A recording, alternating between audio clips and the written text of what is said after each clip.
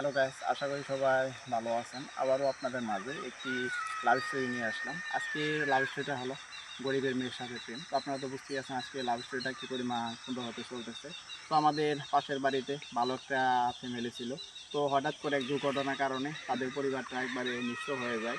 তো তাদের পরিবার বলতে সে শুধু একাই রয়েছে, সেই মেয়েটি। তো সেই মেয়েটির সাথে অনেক আগে থেকে মাঝে মাঝে কথা বলতাম। তবে এখন একটু বেশি কথা বলি, কারণ তাকে দেখার মতো কেউ ছিল না। আর তার পরিবারের সবাই একটা দুর্ঘটনায় মারা যায়। তো বিষয়টা আমার পরিবারের অনেক আগে থেকে জানতো যে আমি তার সাথে কথা বলি। তো আমার পরিবারের লোকেরা সিদ্ধান্ত নেয় যে যেহেতু আমি অনেক আগে থেকে তাকে পছন্দ করে আর কথা বলি, আর তাকে আমাদের বাড়িতে বউ করে আনবে। তো আমি বলার আগে একদিন রাতের বেলা আমার পরিবারের সবাই আমাকে ডাক দেওয়ার পর বলে যে আমরা এটা করতে চাইতেছি, তো তুমি কী বলো। তো আমি তাদেরকে একটা কথাই বলি যে তোমরা যা ভালো মনে করো তাই করো, এখানে আমার কোনো কিছু বলার নাই। তো কথাটা শোনার পর তারা অনেক খুশি হয়ে যায়। তো তারা ভাবতেও পারে নাই যে আমি এত তাড়াতাড়ি এরকমভাবে একটা উত্তর দিয়ে দিব। তো তারপর দিন তাকে আমি ফোন দিয়ে আমাদের দিকে আনার পর সব কিছু বলি যে এরকমভাবে আমার বাড়ি থেকে যে বলতেছে, আর আমি যে এরকমভাবে সব কিছু বলে দিয়েছি। তো সে কিছু বলে না, সে চুপ করে শুধু শুনে।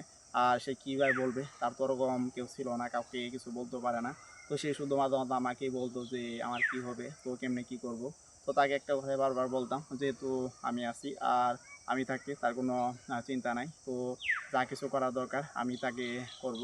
তো সে আমাকে একটা কথাই বলে যে যা কিছু করার তাড়াতাড়ি করে নেন, কারণ কখন কি হয়ে যায় বলা যায় না, কারণ এরকমভাবে তো মানুষ আর বাঁচতে পারে না। তো আমি তাকে একটা কথাই বলি, যেহেতু আমার পরিবার থেকে সবাই এটাই বলেছে, তো আমিও তাদেরকে বলে দিয়েছি। তো দু একদিনের ভিতরেই তোমাকে একবারে আমাদের বাড়িতে নিয়ে আসবো। তো তার এক সম্পর্কে দাদা ছিল, তো দাদার সাথে আমি কথা বলি। কথা বলার পর তাকে বলি যে তাকে আমাদের বাড়িতে নিয়ে যাইতেছে একবারে সারা জীবনের জন্য। তো সে বলে যে তোমাদের যা ভালো মনে হয় তাই করো। তো আপনারা এতক্ষণ পর্যন্ত যারা আমার লাভ স্টোরিটা শুনলেন, তাদেরকে অসংখ্য ধন্যবাদ।